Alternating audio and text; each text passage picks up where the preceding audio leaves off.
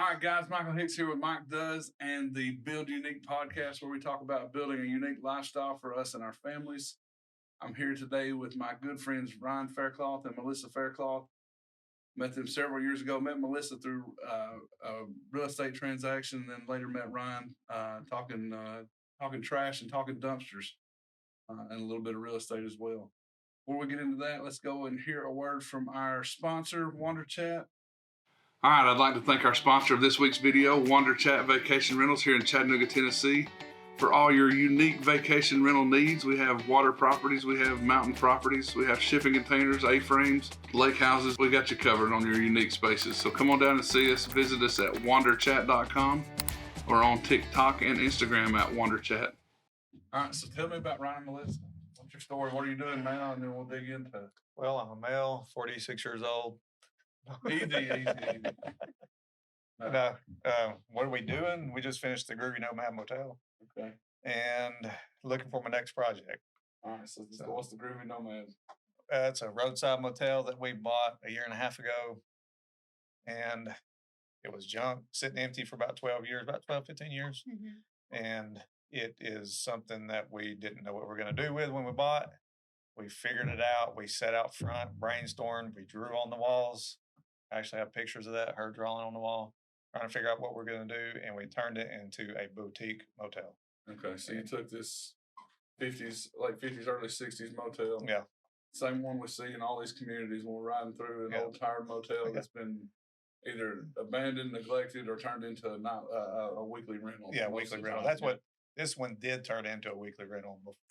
But then prior to it was somewhat slummed out. Okay. Yeah, slummed out. A lot of drugs being dealt out of there. It was and then the guy it was just an eyesore in our community. Yeah. And that's one of the biggest things that I like about what y'all did there, and I know a little bit about the history of it and what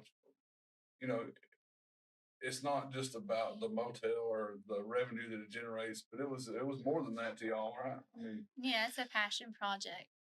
But a passion for what?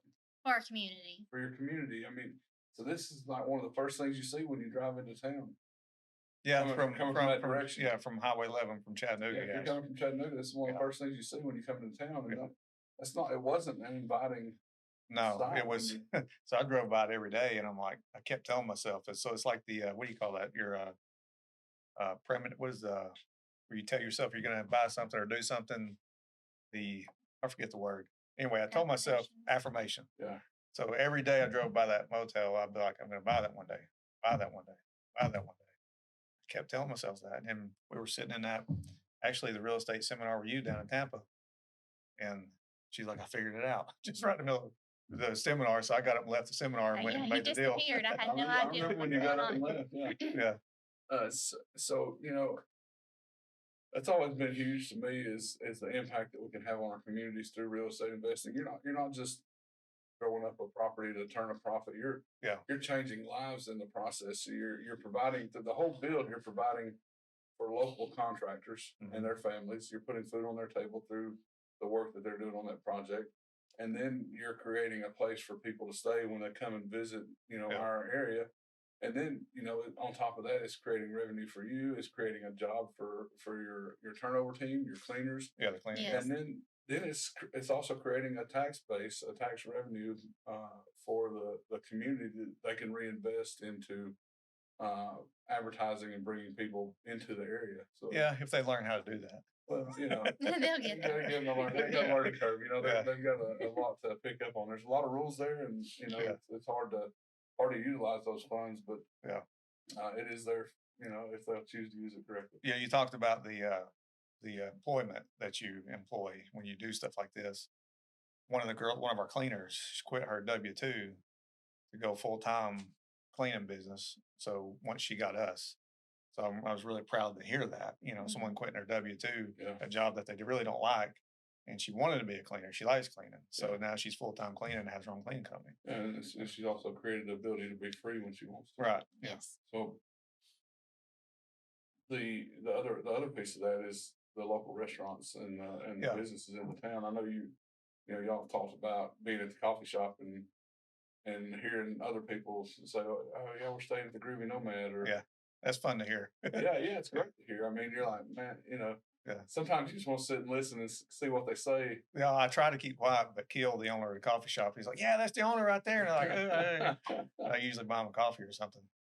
So take us back 20 years ago. I mean, is that what you always wanted to do? Is this you No. knew you were going to be in real estate 25 years ago?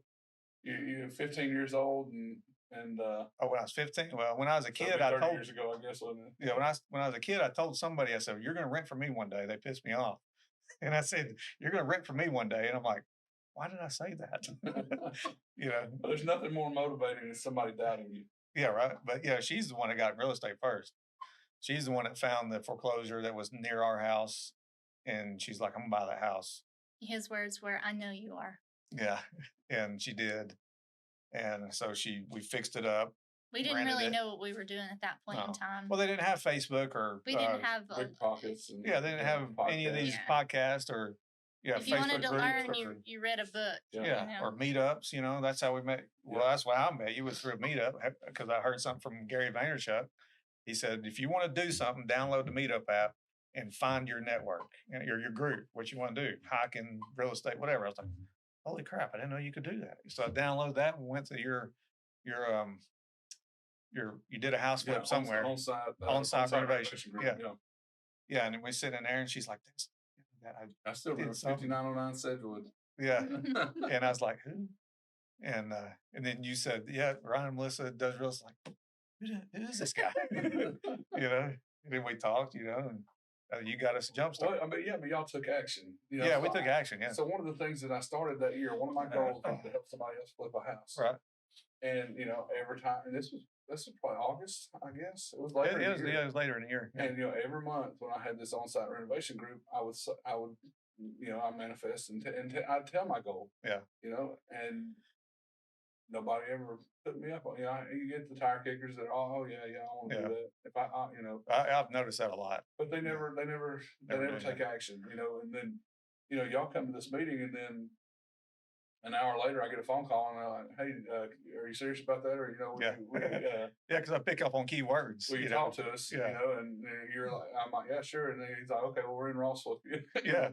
So you got to stop by the office, and we met. And well, the key words that I heard is, "You find the house, and we'll flip it together." And I'm like, "You hear that?" Yeah, Ryan goes, "Here you go, Melissa." Yeah. Because that was like my goal. I wanted to flip a house. Yeah. So we were having some rough times then too, financially, and the 2008 crash hit me pretty hard in my business. And I got my real estate license in 2009. Yeah, I either fired you or you quit. Right? Great time to start though. Yeah, it was a great time to start.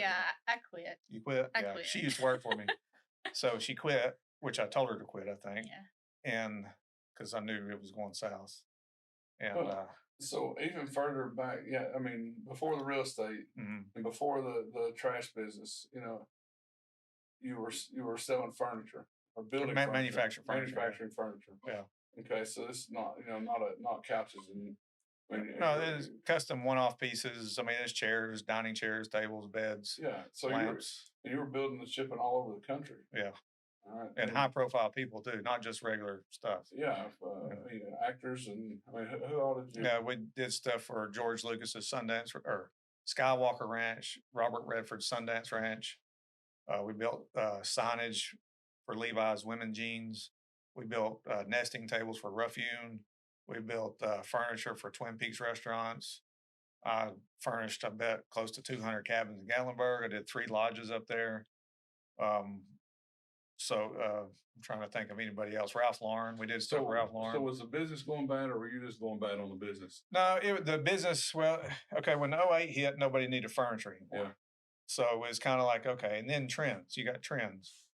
So now we're going into this furniture mode of, was that farmhouse industry, industrial farmhouse. So you're doing it's we were doing rustic, which will always be around because it always has that uniqueness in the mountain scene. But it's a niche product. It is a niche product, yeah.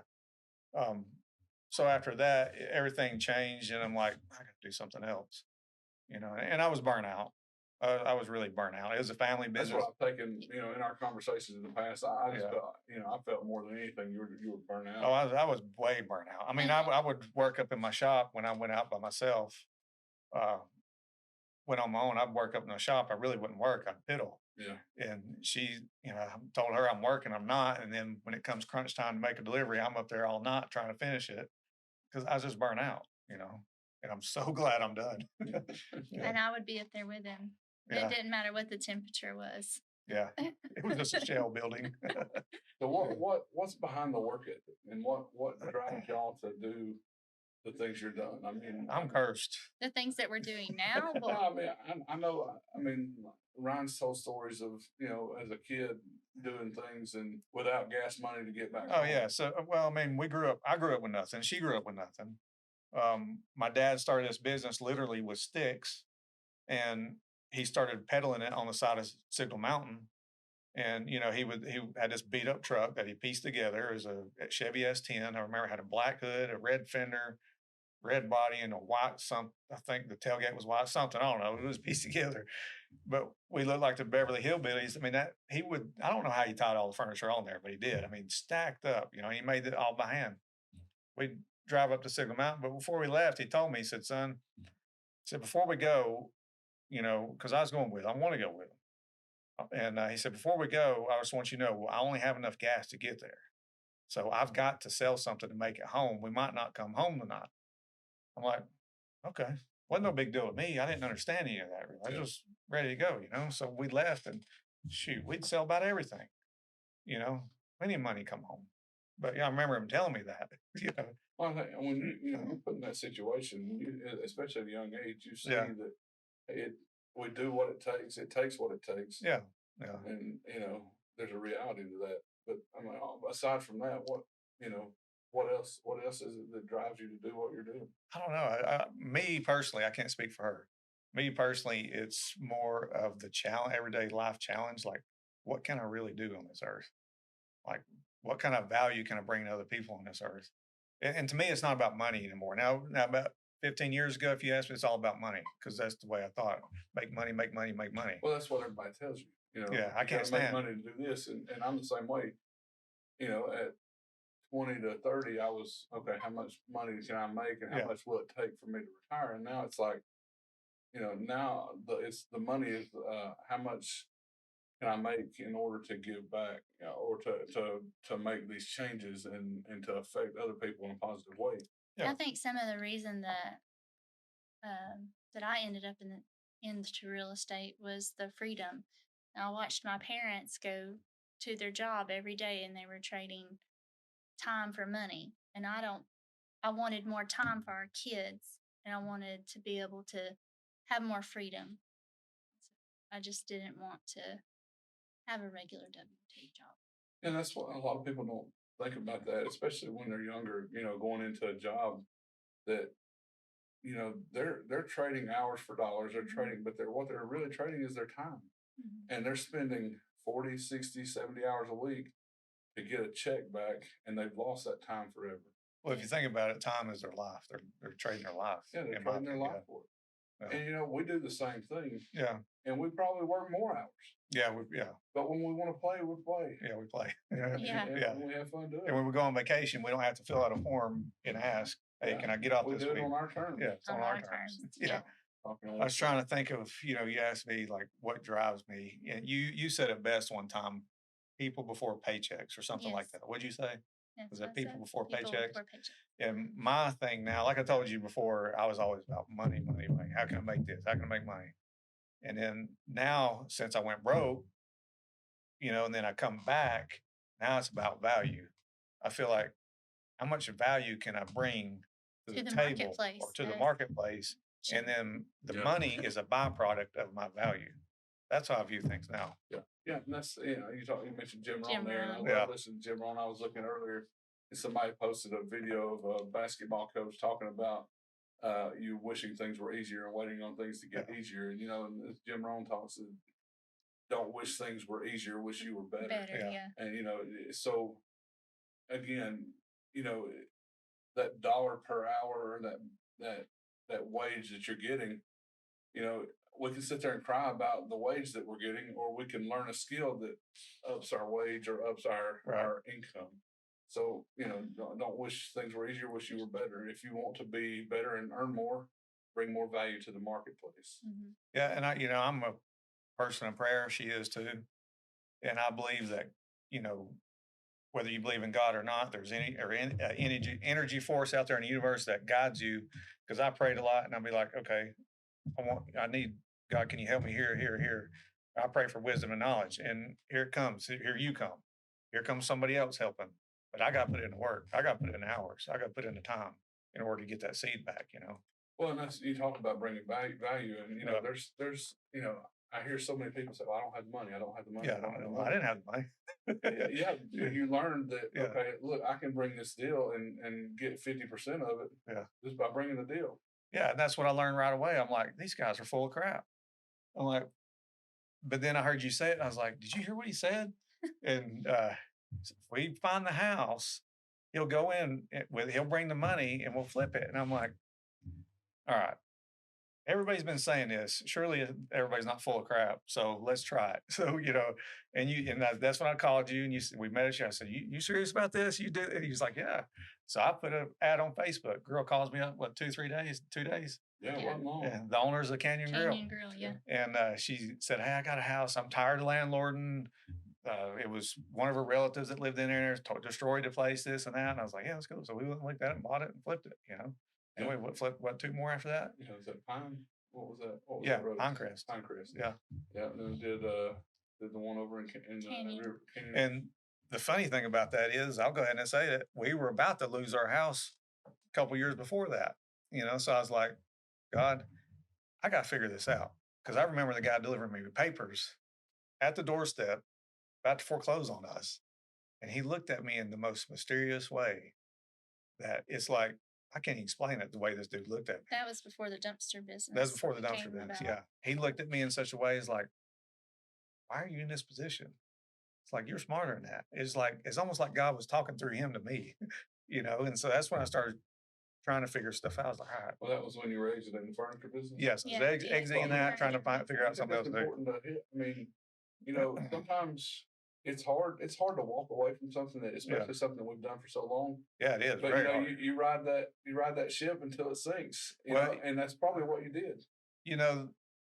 Tony Robbins, he's got some kind of thing saying, burn your ships. Yeah. I remember seeing him at that seminar in Nashville. Burn your ships. Or there's some kind of quote or saying out there, you got to burn the ships. Some kind of battle or something. Well, they went to battle and they pulled up on the shore and because they had an escape. Burn the ships and then the guys knew, okay, we either fight or we die. Yeah. So that's what I did. I was like, all right, I'm done. I'm cutting it off. So I cold cut it off. So I started the junk business with a small ad on Craigslist and a borrowed trailer. Yeah. I mean, and it also made us do things that we weren't doing before. Right. Where we really got into our finances more and started budgeting together, and that changed. That changed everything. Well, and I maybe remember this wrong, but it seemed like after that second flip that we did together, I think we only did 2 together. Yeah, but after that second flip, y'all paid your house off. We did. I did. Right. So I did a video on that. The backside of this is that, when you came to me, or when I make this comment that, okay, I'll put up the money, y'all bring me the deal, and we'll split it. All right. So, I'm not using my money. You're using somebody else's money. I'm using somebody else's money. I didn't know that, though. So you didn't know it at the time. Yeah, but after the second deal, you came to me with the third deal, and I said, hey, go talk to him. Yeah. There's no need in me keep doing this when y'all are perfectly capable. Right. And, it just didn't need to go that way. So I think, taking that direction and taking that path, y'all were able to just take it and run with it. I mean, I saw the work ethic back then. Yeah, we have a strong work ethic. I've been to some of the meetings with you, and you can see there's people that, and I'm not knocking them, but they come in there, they want to do this and that, and they talk all this, but they don't know how to drive a nail or run a screw in a wall. But I have that background knowledge of doing all that stuff.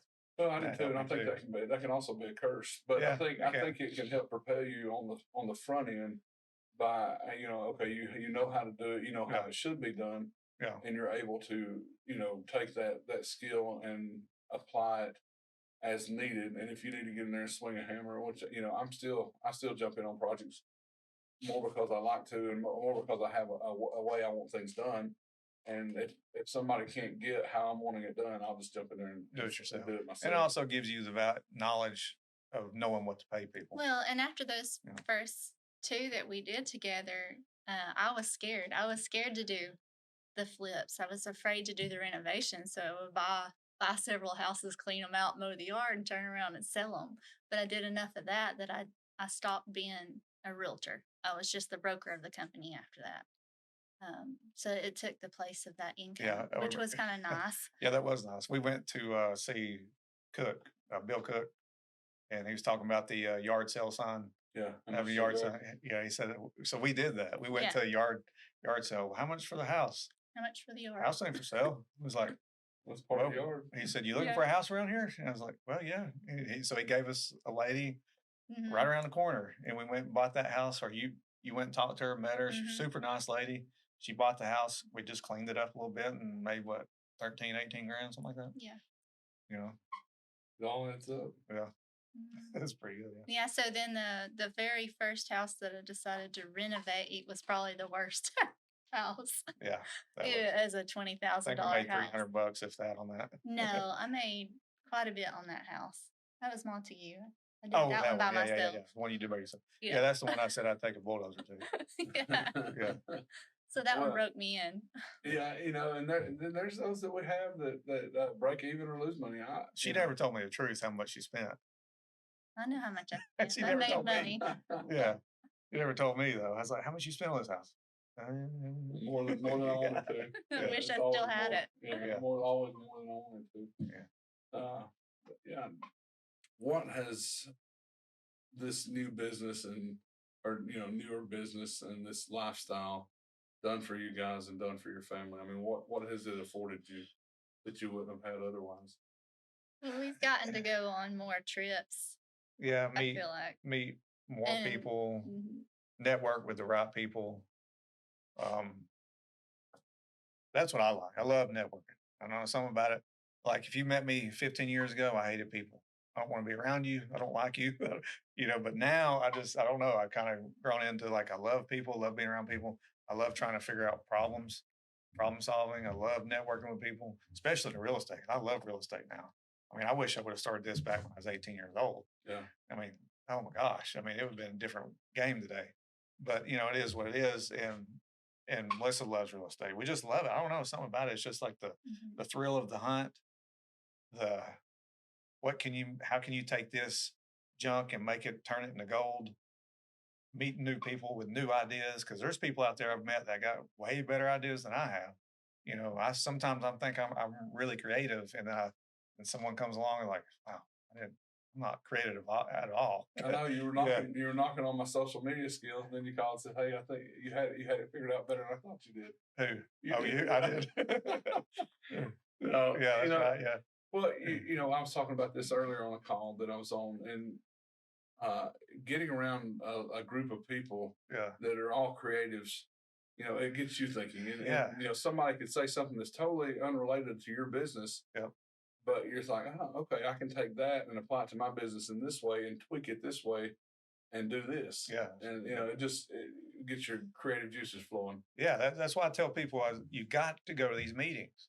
You got to go to these meetups. I don't care if you're tired when you come home, take a shower, take a Red Bull, go to the meeting, do something. That's the biggest thing I see with especially with new, younger individuals that are starting out in real estate. Is they're like, I don't know if they're too proud or they're too cocky, or it's like, oh man, I'm not going to that. I don't, Yeah.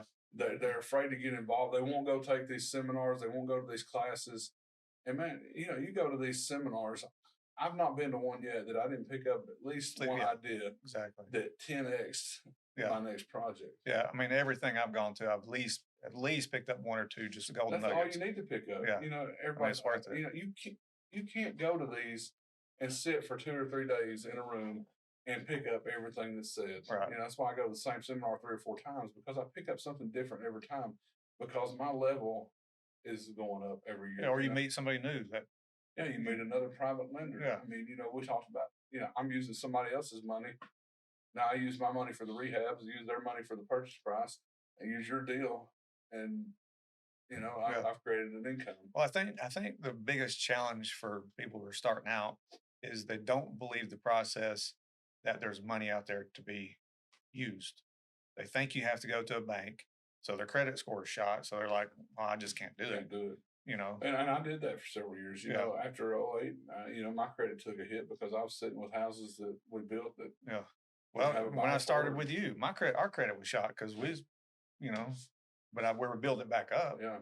You know? So, you know, but finding these individuals and working with private lenders to create a business and a lifestyle Yeah. is a whole, you know, that's a whole thing in itself, because you know, learning that language and learning the terms and the terminology and learning how to talk to these individuals that have, yeah, I forget how many billions of dollars are sitting in IRAs because Yeah. they're not lent on Well, anything at the yeah. moment. I was talking to a guy the other day. He's like, you know, asked me what bank I said, I'm not using a bank. I said, I'm using private lenders, you know, and he's like, how do you do that? And I was, you know, telling him, well, there's money out there. You just got to learn how to find it.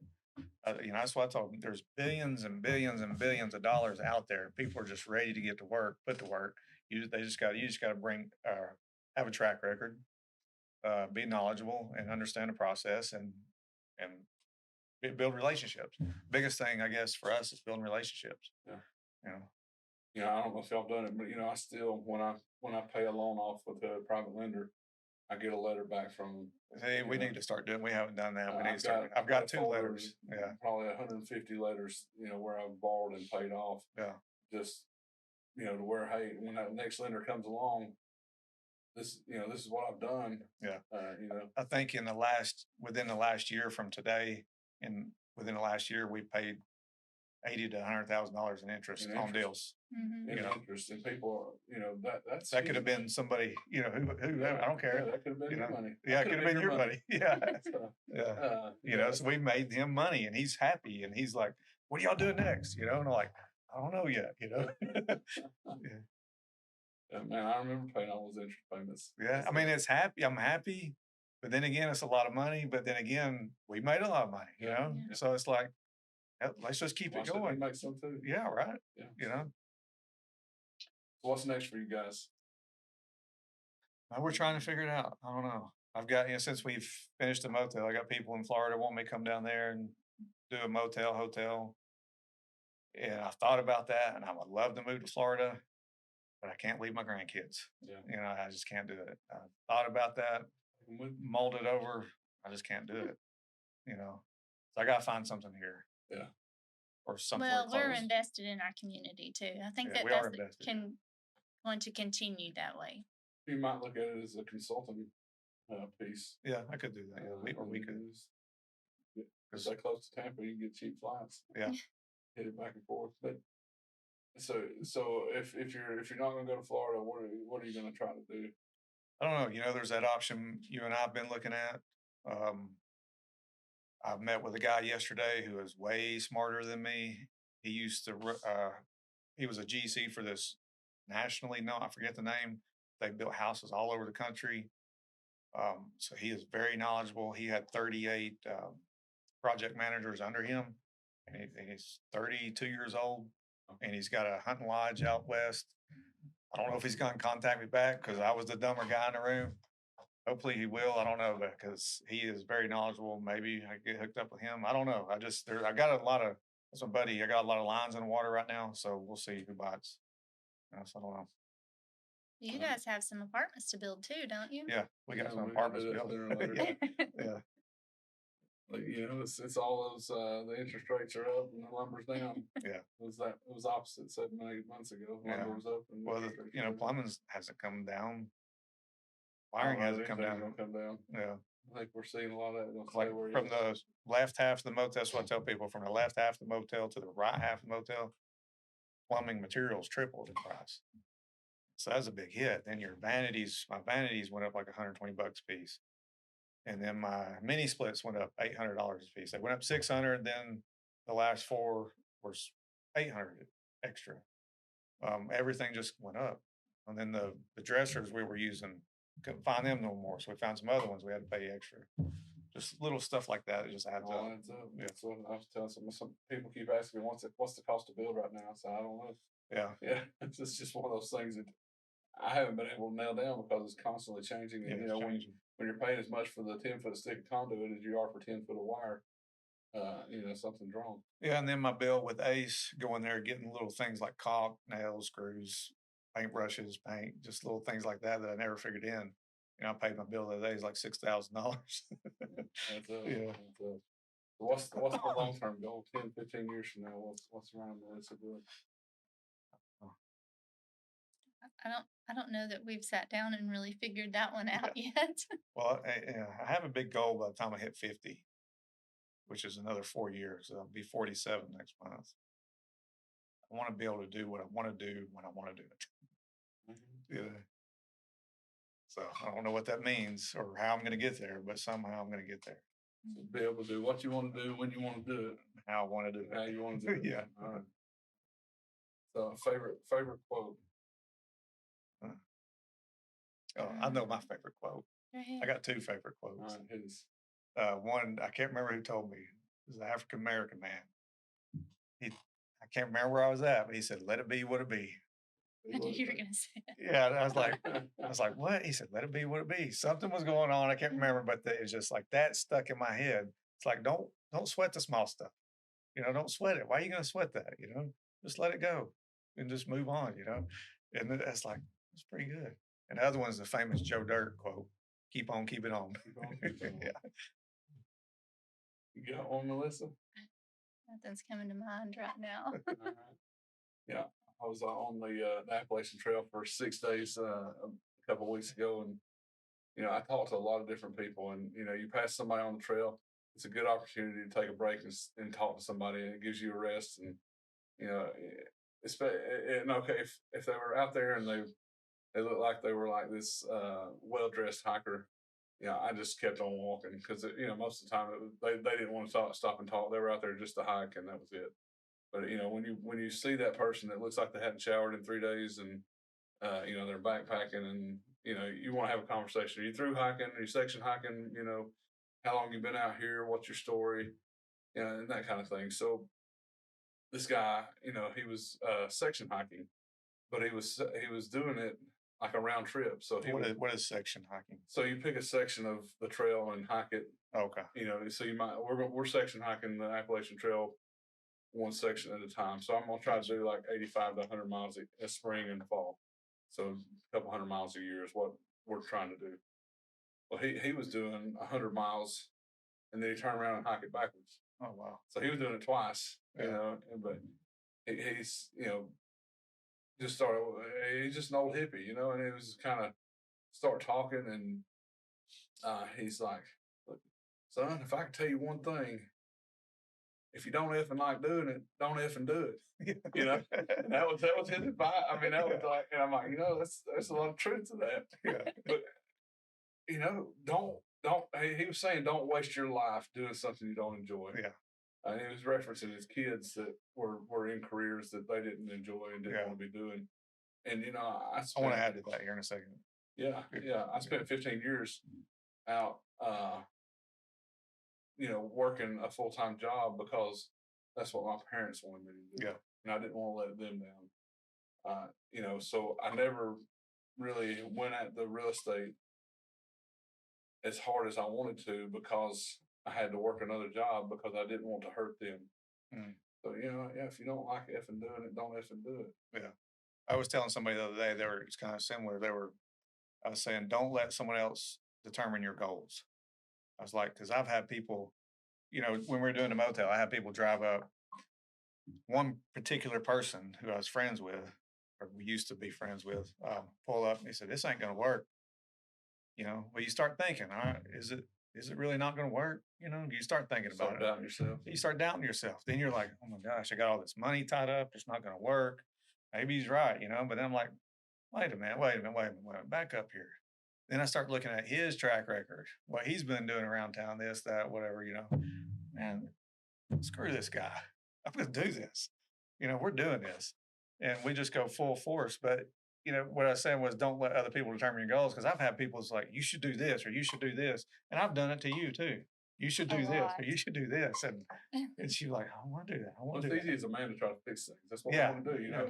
But going to what you were saying, I was telling I was on another call earlier, and they asked me what my biggest piece of advice would be, and I said, be you and be genuine to yourself, because the guy that's got 5,000 doors over here, or the guy that's got 500 doors over here, or 50 or 5, don't compare yourself to what others are doing and how many doors they have, because for one, the doors don't translate to more revenue necessarily. Right, I mean, right, they exactly. can, but just because somebody over here has 50 doors doesn't mean that my 5 short-term rentals aren't producing twice as much. Right, exactly. So, we sold 40 doors to buy a storage facility, and that storage facility was doing double what the 40 doors was doing. And are you happy? Yeah, and requires a whole lot less of me to do it. Yeah. So if you're not happy doing 400 doors, don't do it.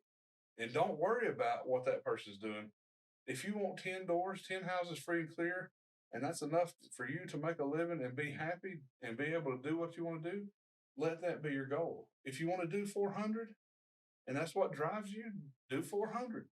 But don't let what somebody else is doing dictate what you want to do. Yeah, because I mean, I had a guy tell me, he's like, you realize there's only 10 doors, don't you, on the motel? It is only 10 doors. Yeah, I understand that, but I'm happy. We're happy. Yeah. We completely changed the environment of what is fixing to come in our community. I mean, by what we did, I was sitting down with another guy. We were saying, you had balls to do that. He said, I would never have done that. And I said, I appreciate that, and he said, but what you're doing, he said, you're setting the standards, or Melissa and you are setting the standards, or what's fixing to come and the change that we need here. Because we're in a beautiful area. Well, And the tourists are already there. People, the tourists are. There's over 500,000 people that go. Reason to stop there. Yeah, we got to pull them off that mountain. There's over 500,000 people that go to Cloud Canyon State Park. How do we get them to come down and spend some money? What's that broken window theory? If you got a place that's sitting on the side of the road that looks like crap, the neighbor's going to look like crap. But when you start fixing your place up, when we painted our office here a few years ago, and the next thing I know, there's 4 other buildings within a quarter of a mile that painted their buildings. And I got so many comments about, man, that looks so much better. And then, it's like, it's just a chain reaction. So you'll see things starting to happen as long as you can keep the local government out of it and keep them from screwing it up. But I mean, well, I've been trying to work with the local government on tax incentives for small businesses, which there is none, but there is for large corporations, which to me doesn't make sense. Why not across the board? Because I think everybody wants to hit that home run and say, "Oh, we got Roper, or we got Shaw, or But give me 20 small businesses, right? And to me, if we can pull people off the mountain and spend money, they're going to tip more for your waitresses. They're going to buy more, especially if you have craft beer or something. They're going to, them $8-10 a piece. You just up your tax revenue because the 6-pack's what, $6? Yep. Oh. No, more than that, probably. Yeah, but you buy one craft beer, you're paying $8. Yep. So, love it. So, how do we find you guys?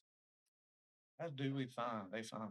Oh, they can find him everywhere. You all over the no, place. it's funny. We'll go sitting somewhere. And they're like, "Hey, Ron, how are you?" And I'm like, "Hey, how you doing?" And I'm like, when we leave, it's like, "Who was that?" He's the social butterfly. I was getting a pedicure the other morning. You weren't supposed to tell that, man. Yeah. No man cards. Yeah. Well, Melissa signed me up for pedicure, so we got that done. We were sitting in there, and the lady's like, "Hey, do we get on Airbnb to rent that Groovy Nomad room, or can we do it locally?" I was like, "Yeah." I started telling her, like, "Hey, this lady." It's great. I mean, you definitely have an impact on the community. But I know you've got YouTube, you've got Instagram, Facebook, TikTok. Yeah. The Groovy Nomad. Just Google it. We'll pop up. We're the only Groovy Nomad. TheGroovyNomad.com. Yeah, GroovyNomad.com. Book a room 423-883-0342 or Airbnb. Yeah, there's an Airbnb link on our website that they can click and see all the rooms. Yeah, but the website will be done at the end of the month. Supposedly first. Yeah, and then they'll be able to November. book direct from the website. YouTube, Ryan Faircloth, REI. Yes, REI. Yeah. Instagram, Groovy Nomad. Yeah, the Groovy Nomad. Facebook, Groovy Nomad. or you can hit us up personally on Facebook. The Ryan Faircloth, the Melissa Faircloth. Right. All right. Or find us in Las Vegas. Go on down to Las Vegas, going to Florida Mail. Yeah. You're going to play roulette. Roulette in the background. Won't tell anybody about that. Yeah. Got that. We did have a guy pull up in the motel saying, y'all gambling yet? We're like, no, sir, we're not. All right, guys, I appreciate y'all coming on. I really look forward to this episode coming out. Guys, we'll see you next week. Next podcast coming soon.